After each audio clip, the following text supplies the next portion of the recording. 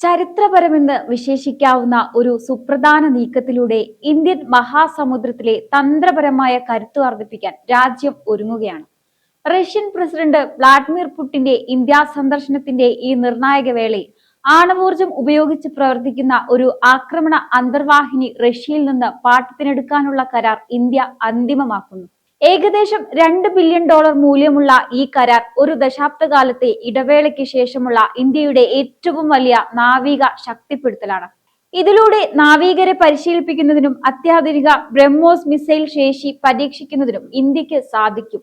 അതോടൊപ്പം കടലിനടിയിലെ ആണവ പ്രതിരോധത്തിന്റെ നട്ടെല്ലായ INS അരിഹന്ത് എന്ന മൂന്നാമത്തെ തദ്ദേശീയ SSBN കപ്പലിന്റെ കമ്മീഷനിങ്ങും നാവികസേന തയ്യാറെടുക്കുകയാണ്.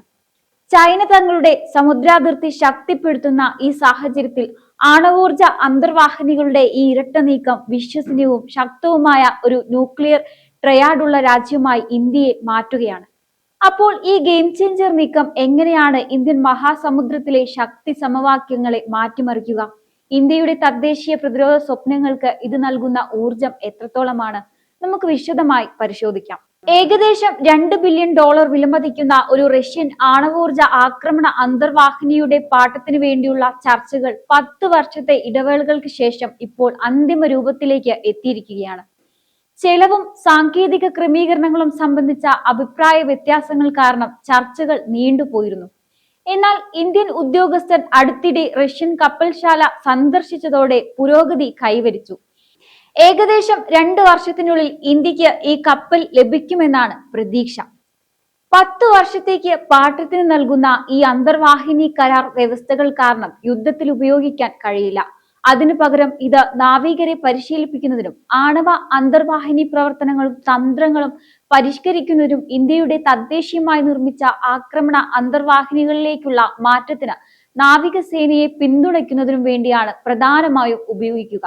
ഈ കരാർ ഒരു ദശാബ്ദകാലം ഇന്ത്യൻ സർവീസിൽ പ്രവർത്തിച്ചിരുന്ന റഷ്യൻ അന്തർവാഹിനി 2021 തിരികെ നൽകിയ മുൻ പാട്ടകാലത്തെ അനുസ്മരിക്കുന്നു. കൂടാതെ മെച്ചപ്പെടുത്തിയ സോണാർ ശ്രേണികളും ശബ്ദ സിഗ്നേച്ചർ കുറയ്ക്കുന്നതിനുള്ള നൂതന ആക്കോസ്റ്റിക് നിശബ്ദ സവിശേഷതകളും ഈ കപ്പലിന്റെ പ്രത്യേകതയാണ്. 2027 അവസാനത്തോടെയോ 2028 തുടക്കത്തിലോ ഇന്ത്യയിലേക്ക് എത്തിച്ചേരുന്ന ഈ അന്തർവാഹിനി INS ചക്ര 3 എന്ന് പുനർനാമകരണം ചെയ്യപ്പെടും. പാട്ടക്കരാറിന് സമാന്തരമായി ഇന്ത്യയുടെ തദ്ദേശീയമായ ബാലിസ്റ്റിക് മിസൈൽ അന്തർവാഹിനി പദ്ധതി ഒരു പ്രധാന നാഴികക്കല്ലിലേക്ക് അടുക്കുകയാണ്. INS അരിഹന്ത് എന്ന പേരിൽ കമ്മീഷൻ ചെയ്യുന്ന മൂന്നാമത്തെ SSBN ഉൾപ്പെടുത്തലിനു ഏകദേശം തയ്യാറായി കഴിഞ്ഞതായി നാവികസേന മേധാവി അഡ്മിറൽ ദിനേശ് K ത്രിപാഠി സ്ഥിരീകരിച്ചു. ഇന്ത്യയുടെ ആദ്യത്തെ 2 SSBNകളായ INS അരിഹന്തും INS അരികട്ടും കടൽ അധിഷ്ഠിത ആണവ പ്രതിരോധത്തിന്റെ നട്ടെല്ലാണ്. പുതിയ SSBNകൾ ആദ്യത്തെ 2 വലുതും 3500 കിലോമീറ്റർ ദൂരപരിധിയിലുള്ള K4 ബാലിസ്റ്റിക് മിസൈലുകൾ കൂടുതൽ വഹിക്കാൻ കഴിവുള്ളവയാണ്. INS അരിഹന്തും വരാനിരിക്കുന്ന 7000 ടൺ ഭാരമുള്ള 4ാമത്തെ SSBNും ഇന്ത്യയുടെ ആദ്യ പ്രയോഗമില്ല എന്ന സിദ്ധാന്തത്തിനു കീഴിൽ പ്രതികാര ആണവശേഷിയുടെ അതിജീവനും സ്ഥിരതയും ശക്തിപ്പെടുത്തുന്നതിനാണ് രൂപകൽപ്പന ചെയ്തിരിക്കുന്നത്. ദീർഘദൂര മിസൈലുകൾ. ഇന്ത്യയുടെ ആക്രമണ ശ്രേണി 5000 മുതൽ 6000 കിലോമീറ്ററായി വർദ്ധിപ്പിക്കാൻ ലക്ഷ്യമിട്ടുള്ള K5, K6 പോലുള്ള ദീർഘദൂര പ്ലാറ്റ്ഫോമുകളും വികസിപ്പിച്ചുകൊണ്ടിരിക്കുന്നു. ബാലിസ്റ്റിക് മിസൈൽ അന്തർവാഹിനികളും മാസങ്ങളോളം വെള്ളത്തിനടിയിൽ തുടരാനും രഹസ്യ സ്വഭാവം നിലനിർത്താനും കഴിയുന്നതിനാൽ ന്യൂക്ലിയർ ട്രയാഡിന്റെ ഏറ്റവും സുരക്ഷിതമായ ഘടകമായി കണക്കാക്കപ്പെടുന്നു. ഈ ശക്തിപ്പെടുത്തലിലൂടെ ഇന്ത്യ ഒരു സമ്പൂർണവും കൂടുതൽ വിശ്വസനീയവുമായ ആണവത്രയമുള്ള രാജ്യമായി സ്ഥാനമുറപ്പിക്കുന്നു. ആണവ അന്തർവാഹിനികൾ ഒരു ഗെയിം ചേഞ്ചർ ആകുന്നത് എന്തുകൊണ്ട് നോക്കാം. ഇന്ത്യ നിലവിൽ പ്രവർത്തിക്കുന്ന ഡീസൽ ഇലക്ട്രിക് അന്തർവാഹിനികളെ അപേക്ഷിച്ച് ആണവ അന്തർവാഹിനികൾ നിർണായകമായ പ്രവർത്തനപരമായ നേട്ടങ്ങൾ വാഗ്ദാനം ചെയ്യുന്നുണ്ട്. നീണ്ട മുങ്ങൽ ശേഷി. ന്യൂക്ലിയർ പ്രൊഫഷൻ കാരണം ഈ കപ്പലുകൾക്ക് വായുവിനായി ഉപരിതലത്തിലേക്ക് ഉയരാതെ ദീർഘനേരം വെള്ളത്തിൽ മുങ്ങി തുടരാൻ കഴിയും. ഇത് അവയെ കണ്ടെത്തുന്നത് വളരെ ബുദ്ധിമുട്ടാക്കുന്നു. വിശാലമായ പരിധി. 10,000 നോട്ടിക്കൽ മൈൽ വരെ വ്യാപിക്കാൻ കഴിയുന്ന ദീർഘദൂര പെട്രോളിംഗിനായി ഈ കപ്പലുകൾ നിർമ്മിച്ചതാണ്. ഇന്ത്യൻ മഹാസമുദ്ര മേഖലയിലുടനീളമുള്ള വിശ്വസനീയമായ പ്രതിരോധ ദൗത്യങ്ങൾക്കും ദീർഘദൂര പെട്രോളിംഗിനും ഇത് അത്യാവശ്യമാണ്. തന്ത്രപരമായ വഴക്കം. ഹോർമൂസ് കടലിടുക്കിലെ ചോക്ക് പോയിന്റുകൾ നിരീക്ഷിക്കുന്നതു മുതൽ ദക്ഷിണ ചൈന കടലിലെ ഉപരിതല ഗ്രൂപ്പുകളെ ട്രാക്ക് ചെയ്യുന്നതുവരെ ആണവ അന്തർവാഹിനികൾ സമാനതകളില്ലാത്ത പ്രവർത്തനപരമായ വഴക്കം നൽകുന്നു. ചൈന തങ്ങളുടെ SSBNകളും SSNകളും വിന്യസിച്ചുകൊണ്ട് ഇന്ത്യൻ മഹാസമുദ്രത്തിൽ സാന്നിധ്യം വർദ്ധിപ്പിക്കുകയും പാകിസ്ഥാനുമായുള്ള സൈനിക ഏകോപനം ശക്തിപ്പെടുത്തുകയും ചെയ്യുന്ന ഈ സാഹചര്യത്തിൽ ഇന്ത്യയുടെ നവീകരിച്ച കടലിനടിയിലെ കഴിവുകൾ ഒരു പ്രതിരോധമെന്ന നിലയിൽ മാത്രമല്ല, തന്ത്രപരമായ മത്സരം ചൂടുപിടിച്ചുകൊണ്ടിരിക്കുന്ന ഒരു മേഖലയിൽ തന്ത്രപരമായ മത്സരം നേരിടാനുള്ള തയ്യാറെടുപ്പായി കൂടി പ്രവർത്തിക്കുന്നു. റഷ്യൻ പ്ലാറ്റ്ഫോമുകളെ ആശ്രയിക്കുമ്പോഴും ഇന്ത്യ 2024 40,000 കോടി ചെലവിൽ അംഗീകരിച്ച തദ്ദേശീയ SSN പദ്ധതി ഊർജിതമായി മുന്നോട്ട് കൊണ്ടുപോകുന്നു. 9,800 ടൺ ഭാരമുള്ളതും 190 മെഗാവാട്ട് റിയാക്ടറിൽ പ്രവർത്തിക്കുന്നതുമായ 2 ആഭ്യന്തരമായി നിർമ്മിച്ച ആക്രമണ അന്തർവാഹിനികൾ ഈ പദ്ധതിയിൽ വിഭാവനം ചെയ്യുന്നു. ഇന്ത്യയിൽ നിർമ്മിച്ച ആദ്യത്തെ SSN 2036-37 സേവനങ്ങൾ പ്രവേശിപ്പിക്കുമെന്ന് പ്രതീക്ഷിക്കുന്നു. ഈ കപ്പലുകൾ റഷ്യൻ നിർമ്മിത INS ചക്ര 3 പൂരകമാക്കുകയും ഒടുവിൽ ഇന്ത്യയുടെ കടലിനടിയിലെ യുദ്ധശേഷിയുടെ നട്ടെല്ലായി മാറുകയും ചെയ്യും. ഇന്ത്യ പാട്ടത്തിനെടുക്കാൻ ഉദ്ദേശിക്കുന്ന അകുല ക്ലാസ് അന്തർവാഹിനി K391 ബാട്സ് റഷ്യയിൽ $3 ബില്യൺ ചെലവിൽ വിപുലമായ നവീകരണ പരിപാടിക്ക് വിധേയമായിക്കൊണ്ടിരിക്കുകയാണ്. ആഴത്തിലുള്ള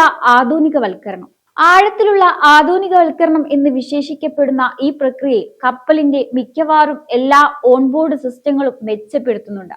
പ്രധാനമായും ഇത് 800 കിലോമീറ്റർ പരിധിയുള്ള ബ്രഹ്മോസ് ക്രൂയിസ് മിസൈലുമായി സംയോജിപ്പിക്കും.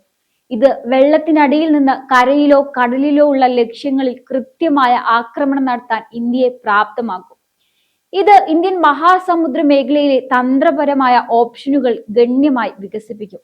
ഇന്ത്യയുടെ ഈ സുപ്രധാന നീക്കങ്ങൾ നമ്മൾ വിലയിരുത്തി കഴിഞ്ഞപ്പോൾ ഒരു കാര്യം വ്യക്തമാണ്: വെല്ലുവിളികൾക്ക് മുന്നിൽ ഭാരതം തല കുനിക്കാൻ തയ്യാറല്ല.